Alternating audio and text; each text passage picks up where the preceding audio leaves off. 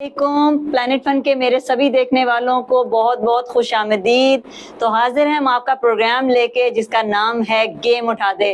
तो जनाब कैसा रहा फाइनल, फिर आप ये बताएं। हो गई ना मेरी प्रेडिक्शन फिर सही?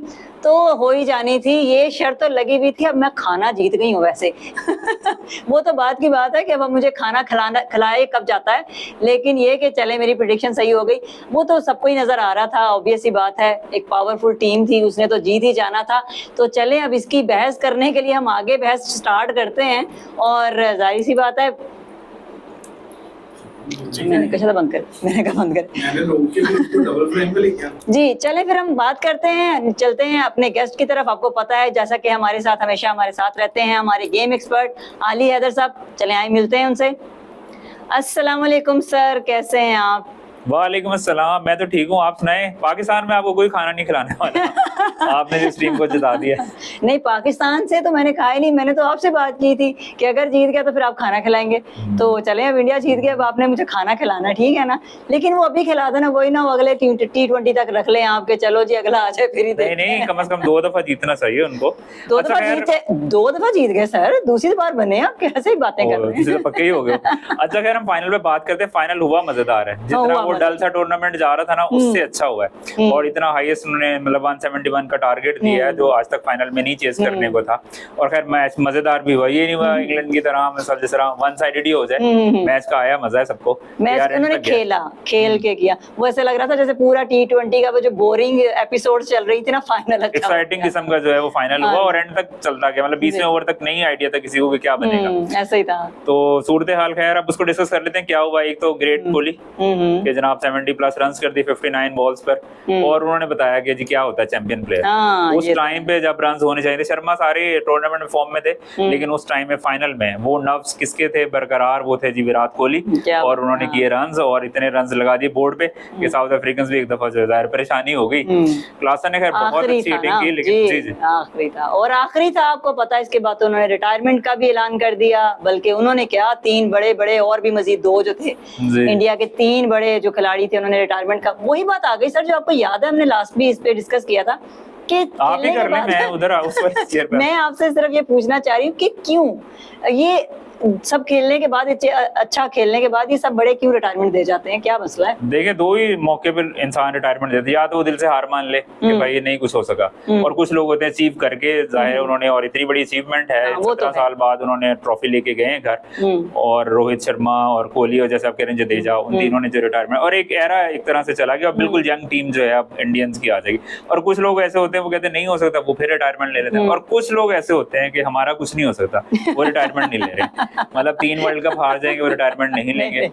आपके जो फेवरेट, अब मैंने कुछ नहीं कहा सर, अब मैंने पाकिस्तान के बारे में बात नहीं की, आप कर रहे हैं। नहीं, मैंने नाम ही नहीं लिया। तो है तो यही ना। हाँ बस। अब देखिए, आपके जो फेवरेट प्लेयर है बाबर आजम, T20 में आज तक वो मैन ऑफ द मैच नहीं बने, इतने बड़े प्लेयर हैं, बहुत बड़े। तो अब ये डिपेंड कर रहे हो कि आप कैसा परफॉर्म कर रहे हैं। अब वो इतने बड़े वो क्यों बने? अब देखें, सारा काम वही करें, कुछ और भी करना चाहिए ना किसी को।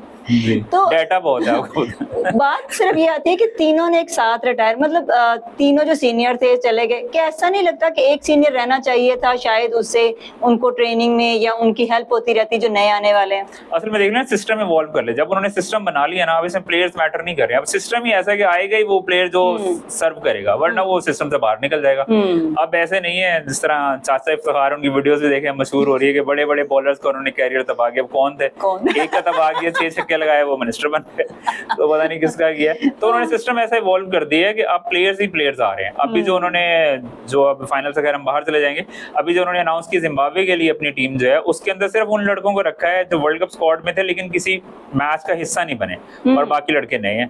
तो जिम्बाब्वे के हिसाब से उन्होंने टीम को डिसाइड किया, वहां पे जाएंगे, उन लड़कों को अपना कॉन्फिडेंस है और जैसे वो खेलेंगे।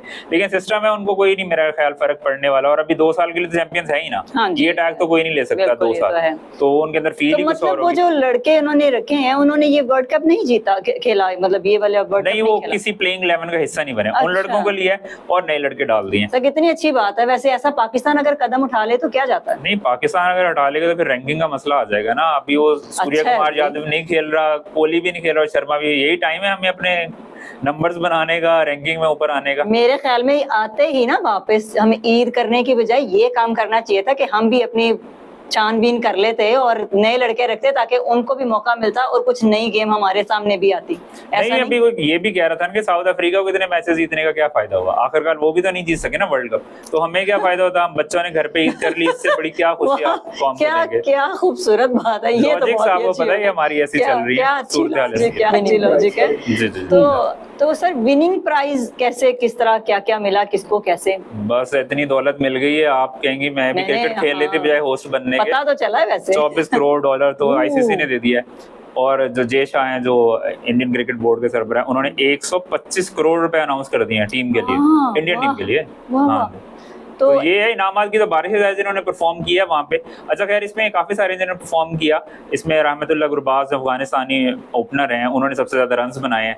निकोलस पूरन है जो वेस्ट इंडियन है, उन्होंने सबसे ज्यादा छक्के लगा दिए हैं। ट्रेविस हेड ने सबसे ज्यादा चौके लगा दिए हैं। और ये आपने प्रोग्राम डिले किया, मुझे याद है कि किसने कितने चौके छक्के लगाए, इसलिए इस तरह निकाल देते हैं इसको।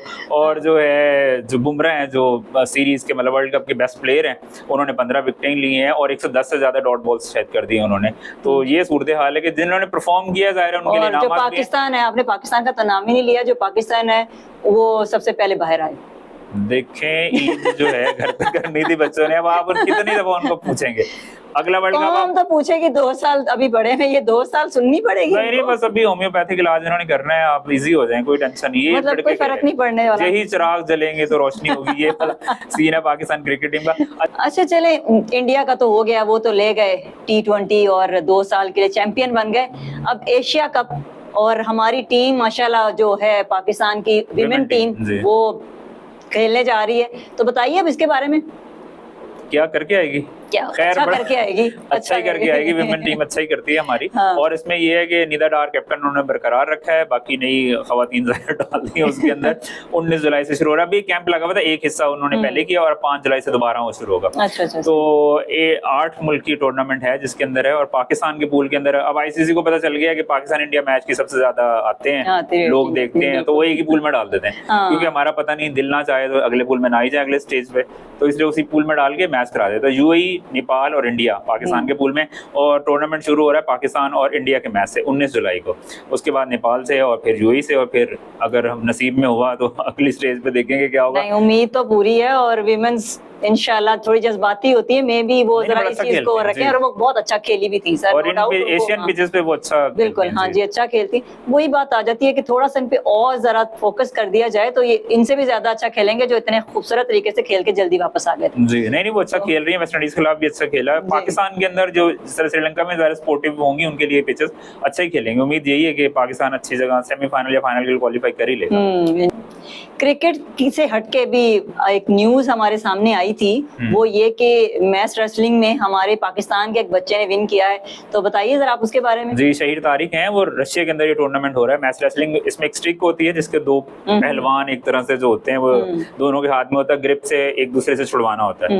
सो उन्होंने पहले जो इंडियन प्लेयर्स को हराया 2-0 से, फिर उन्होंने जो मंगोलियन प्लेयर था उनको भी हरा दिया 2-0 से। रशियन वाले मैच में मतलब 2-1 से वो हार गए, ब्राउन्स मेडल उन्होंने जीता।